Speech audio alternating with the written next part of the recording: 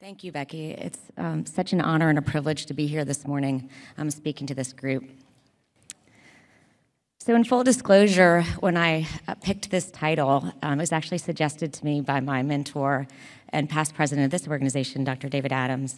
And I picked it because it was catchy, the bad, and the ugly. But as I sort of reflected more on the 1960s spaghetti Western that is the namesake of this, the good, the bad, and the ugly, I saw that there was maybe a little bit more relevance to this talk this morning. Sergio Leone, who's the Italian director who directed The Good, the Bad, and the Ugly and created this genre of spaghetti Westerns, really took a deep interest in a different culture when he delved into this film genre. And likewise, in pancreatic necrosis management, for best management, we have to have some cross-cultural relationships. So it's so important to work together with our GI colleagues and with our intensivists and with the interventional radiologists. So apparently in the 1960s when this film was made, Clint Eastwood was really relatively unknown, and he didn't want to do this movie because he didn't want to share the screen with the bad and the ugly, with Lee Van Cleef and Eli Wallach, and he refused to do it initially. And I guess the money, eventually they offered him $250,000 and he agreed to do it. But what's notable about that is that the movie obviously would not have been successful without all three members. It took all three of them together in the plot to find the Confederate gold. The Good, the Bad, and the Ugly and Sergio Leone are known for their innovative cinematography, and similarly, pancreatic necrosis requires innovation to be successful in the current era, and we'll see a lot of that as we move forward. And then finally, I think that, to stretch this allegory as far as I can, I think that this movie also has some relevance to this organization, the Southeastern Surgical Congress. So here before us, we have represented a lot of the old guard of surgery, some really surgical giants who have established a lot of care as we know it and surgery as we know it. And it also has a strong representation of the young members of surgery, and there's this amazing cross-generational relationship that happens at this organization uniquely. And similarly, Sergio Leone created the murderous, sarcastic, very violent protagonist and made a 1960s audience love that protagonist. And in this generation, Quentin Tarantino has done that with his movies. He's fabulously cultivated the murderous pathos in his protagonists. So there's that cross-generational influence that's happened in these movies. So on to the real subject matter, the bad, and the ugly. Acute pancreatitis is a significant public health concern. It's the third most common GI reason for admission. Last year, the annual cost was over $2 billion in this country. The majority of pancreatitis is self-limited, but about 10 to 20% will have a severe course, and that's what we're talking about today. And that's marked by cytokine-mediated systemic organ failure, as well as local complications, including necrosis. And the mortality with necrosis can be very high, at 20 to 30%, and series, especially with infection. It's notable in pancreatic necrosis that there are two peaks in the mortality curve over time. And so that's important for us to keep in mind as we make treatment decisions and considerations. There's an early peak that really is due to the systemic inflammatory response. It's not due to the infection of the necrosis. That second peak happens later, so it's important to keep that in mind as we try to decide how to help these sick patients. About 5 years ago, or I guess 7 years ago now, there was a revision of the Atlanta criteria, or the Atlanta classification of pancreatic fluid collections. And that reflects, again, that the variance in time as this disease evolves. So they point out an early, I don't know if my pointer does work. So early on, in the first couple of weeks, these fluid collections are called acute necrotic collections. And then later, after a couple weeks, at 2 to 4 weeks, we start to see it organized, and that's walled off pancreatic necrosis. And that's where you want to think about debridement, and we'll talk about that in a little bit. And so modern care of severe acute pancreatitis is multidisciplinary, as I said. It involves the intensivists, GI, gastroenterologists, GI surgeons, and interventional radiologists.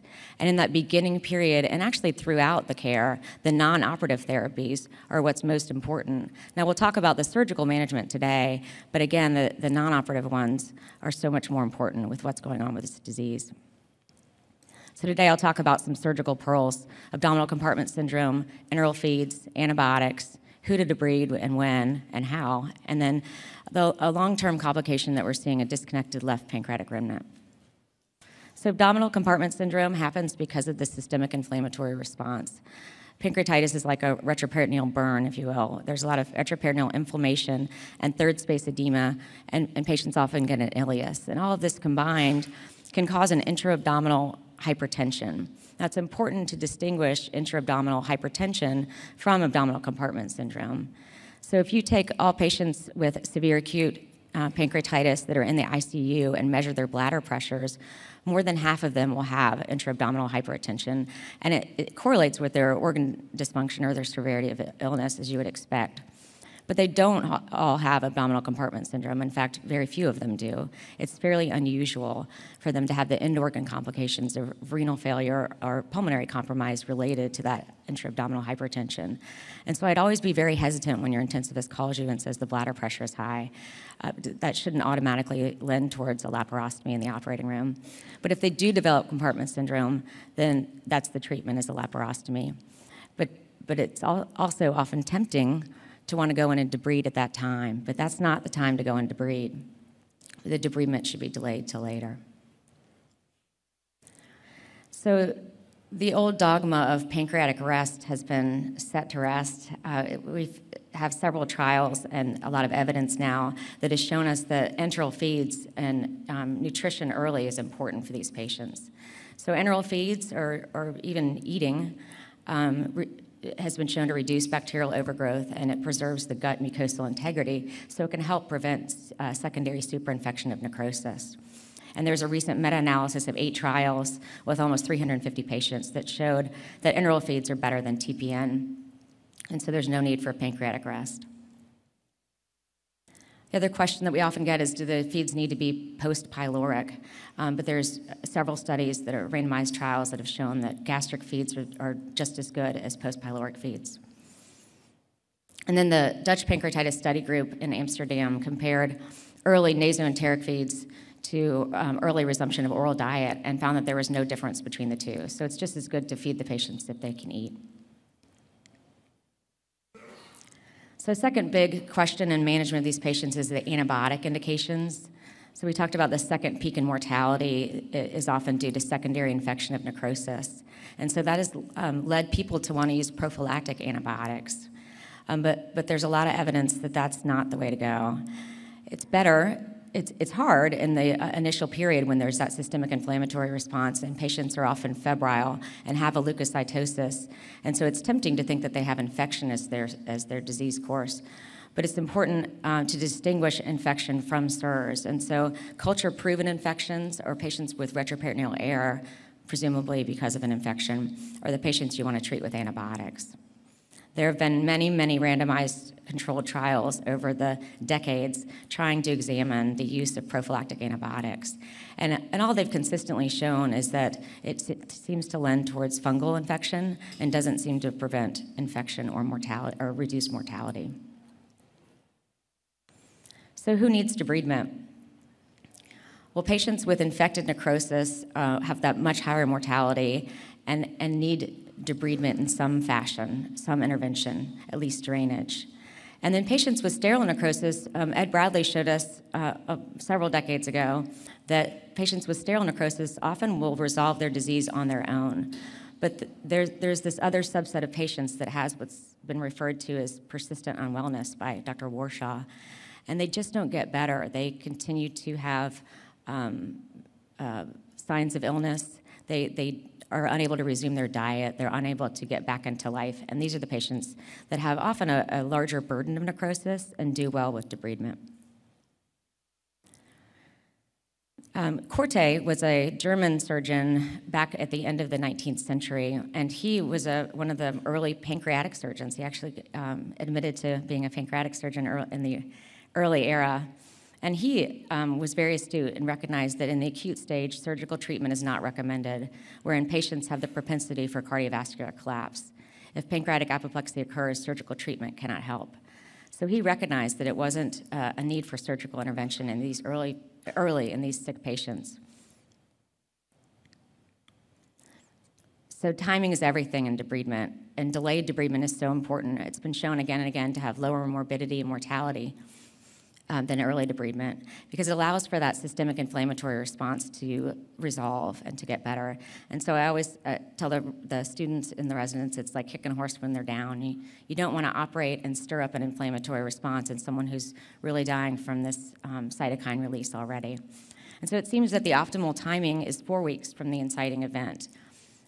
Dr. Fernandez de Costilla showed us that a couple decades ago. And early infection, if you find it, so if they have an infected necrosis early, you can often temporize with a percutaneous drain. So the goals of debridement are to control the source of sepsis, decrease the necrotic tissue burden, and to minimize the pro-inflammatory insult. So there are multiple approaches to debridement, and these are what's really been evolving over the last decade or so, particularly with the introduction of endoscopic techniques. But I'll go through each of these different ways: percutaneous drains, endoscopic debridement, and surgical debridement. So percutaneous drains, as I said, they are a great way to temporize the need for early intervention. They can be effective, though, as a sole means for debridement in some patients with minimal necrosis burden. They're the first step in the step-up approach, and we'll talk about that. But they're dependent on the institutional IR skill set. And so you'll find as you start to talk to your interventional radiology colleagues, many of them just don't have the exposure to pancreatic necrosis that we get as surgeons, and even that the endoscopist gets. And so they're often don't understand their opportunity to help you.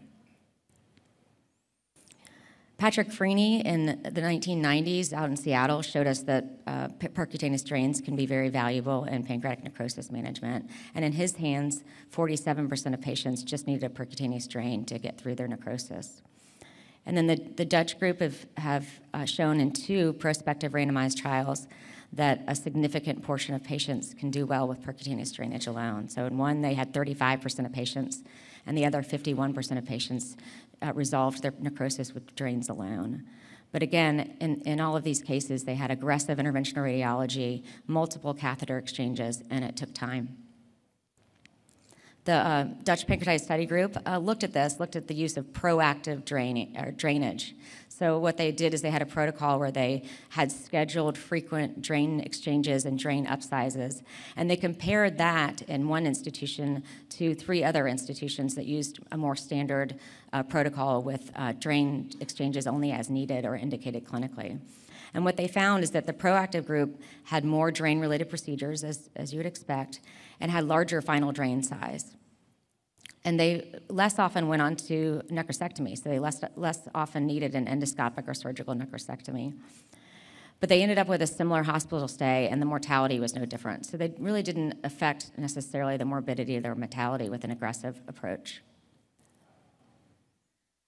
And then it's also nice to remember the percutaneous drain is a salvage therapy. So in a patient who's had an endoscopic or surgical debridement that maybe has a pocket that's hard to get at, so maybe in the paracolic gutters or down in the pelvis, it's good to remember the percutaneous drain to help you out.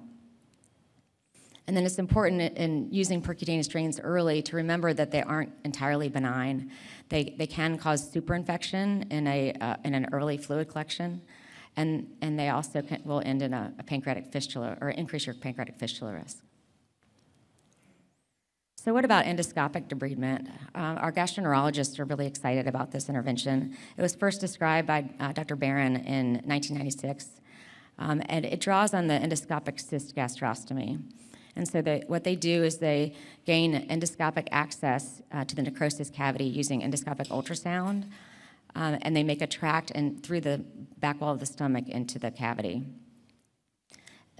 Lately, in the past few years, they've switched from using plastic stents to using these really large lumen-opposing metal stents or LAMs. Their Axios is one of the brands that they often use. And this larger stent allows them to have a little bit more stable access to the cavity, and they'll leave it in for some period of time. So with endoscopic debridement, they often will, in the first stage, just place the stent, and then they'll have multiple procedures to go back in and endoscopically debride. And they use that little snare often, and so that's why it's such a labor-intensive procedure for them. So there are a couple of trials that have compared endoscopic debridement to surgical debridement. The first one was done by the Dutch Pancreatitis Study Group again. They had a randomized trial of almost 100 patients where they looked at endoscopic debridement and compared it to VARD, or to the surgical retroperitoneal dissection. And they found there was no difference in major complications or in mortality. They did see a lower pancreatic fistula rate, as you would expect, because you use drains in the surgical procedure versus the endoscopic procedure. And they did find a slightly shorter hospital length of stay with the endoscopic approach. And then the group in Orlando repeated it here. And really, they found almost exactly the same outcomes, but their conclusions were a bit different in that they really touted that pancreatic fistula risk as being a major problem with the surgical procedure. And they made that one of their primary endpoints. And so it skewed the study a little bit. But if you don't consider the pancreatic fistula risk that a drain represents, the outcomes were similar. And then I think what's interesting to watch is now that the gastroenterologists have gotten excited about necrosis, they're asking a lot of the same academic questions about patient management that we asked as surgeons decades ago. And so there's the group at Minnesota recently reevaluated, does early debridement endoscopically have an increased mortality? And surprisingly, not surprisingly, they found that it absolutely does have a higher mortality. And so surgical debridement has been the classic approach to pancreatic necrosis for all time. And the gold standard is the classic open debridement, which involves a laparotomy. You can access the lesser sac, often through the transverse colon mesentery, or whichever way that you choose.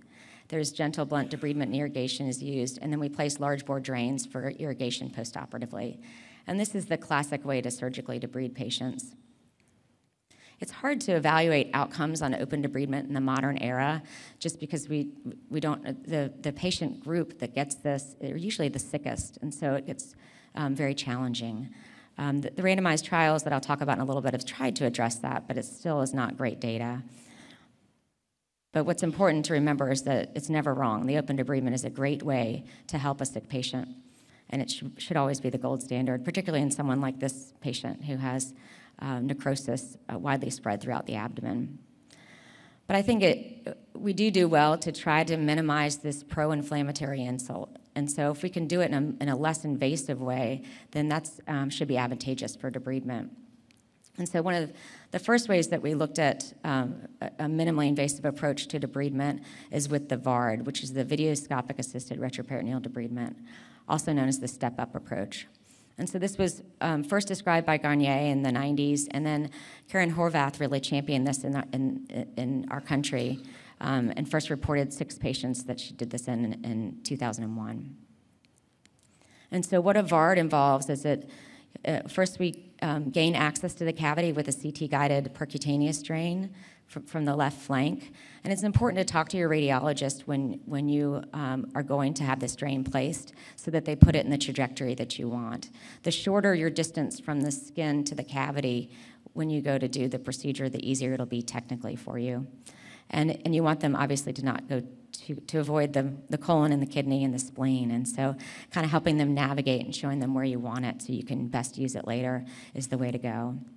And so after this drain track has matured, ideally we wait and see. We re-image to see if the necrosis cavity still exists and see if the percutaneous drain worked as primary modality. If it didn't, then you can upsize the drain, or you may choose to go ahead, depending on the burden of necrosis, to go ahead with debridement. And that involves following the tract with a laparoscope, or you can use the flexible endoscope, and a variety of the laparoscopic instrumentation. And then after you do your necrosis or do your necrosectomy, then placing a large bore drain into the cavity. So here's a great VARD patient, and you can see these patients that are ideally suited for this are often the patients that have necrosis along the left paracolic gutter, because that's the left flank is where we're going to approach it. And so you can see this patient has a large volume of necrosis in the lesser sac, but it tracks down along that left paracolic gutter. So we have a drain that we place preoperatively into the collection, just along the lower aspect of the rib cage there. And then we go in and do our debridement, and this is how this patient looks post-op. So we've gotten rid of all the necrosis, and that's our drain there that's in the lesser sac. And so the Dutch pancreatitis study group looked at the outcomes with this in the classic PANTER trial, which really described for the world the step-up approach. And they compared step-up to open necrosectomy, which they called maximal necrosectomy. And this is a prospective trial with 88 patients. They found that 35% of the patients needed just a percutaneous drain alone, so that step-up approach was advantageous for that reason alone. Their primary endpoint was major complication or death, and they found that they had much fewer major complications, so 40% in the step-up group versus 70% in the open group. But the mortality was equivalent between the two groups. They did show a lower rate of hernias and new onset diabetes in the step-up patients. And then more recently, they published the long-term outcome in these patients. So they've been able to follow them now for a median of 86 months. And they found that these outcomes have held true. So at 86 months follow-up, these patients had a lower mortality rate, fewer hernias, and less endocrine and exocrine insufficiency long-term in the step-up approach compared to the open approach. So what about other ways to approach the necrosis? Transgastric debridement is another approach that's really come about over the last decade or two, initially described in the early 2000s. And there aren't a lot of large data sets on this approach yet, but there are several from several different centers that are well respected with their experience with pancreatitis. And so transgastric debridement draws on the experience of SESC gastrostomy. So you can do it with a laparotomy or laparoscopically. And so you make an anterior gastrotomy and then gain transmural access to the necrosis cavity through the posterior wall of the stomach. I think if we can get the video to play. So here we've made our anterior gastrotomy. And then now that's the back wall of the stomach that we're dividing, just like you would with the old school open cyst gastrostomies. And then you can see we can look inside the necrosis cavity and drive in our laparoscopic scope into there to see the cavity and see the necrosis in there.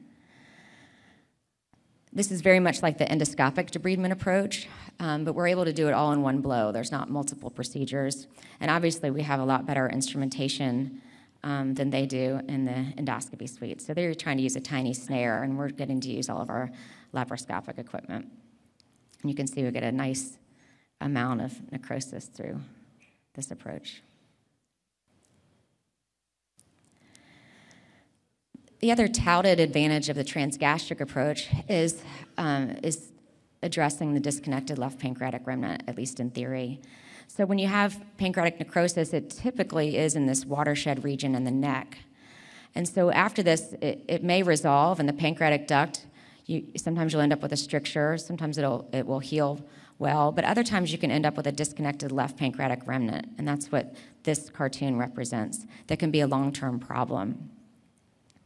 Here's a CT scan of a guy who resolved his acute pancreatic necrosis. We debrided him, and then he came back in 6 months later with this scan, and you can see his dilated pancreatic duct draining into this fluid collection here.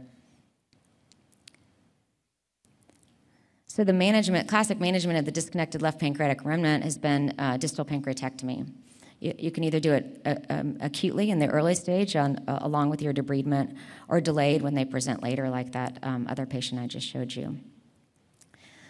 We've had some interest in this, and we've had a few patients that we've had a huge viable tail segment that we've then done islet transplantation, autotransplantation for. And then the other treatment option that's being explored now is the gastroenterologists are advocating for is long-term stenting in these patients, which obviously is not a great option for a young patient, but may be great for an elderly or sick patient. And I always plug islet autotransplantation when I can. There's the gratuitous slide. So in summary, pancreatic debridement, there are multiple approaches in the modern era. The goal was, again, to control the source of sepsis, decrease necrotic tissue burden, and minimize that pro-inflammatory insult.